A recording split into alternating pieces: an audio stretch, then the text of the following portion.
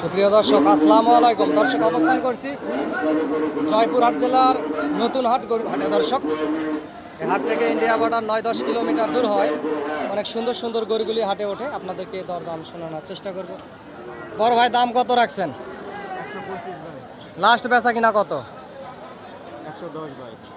দর্শক, 1,25,000 বড় ভাই আসলে চা দাম ওনার, এবং 1,10,000 হলে এই পাকড়া বাচ্চাটি আসলে দিয়ে দিবে। বাচ্চাটির লাভি আছে, গলার ঝুল কম্বল ভালো। সরজমিনে আসলে হয়তো 1 লাখ, চামড়া পাতলা আছে, সব আছে।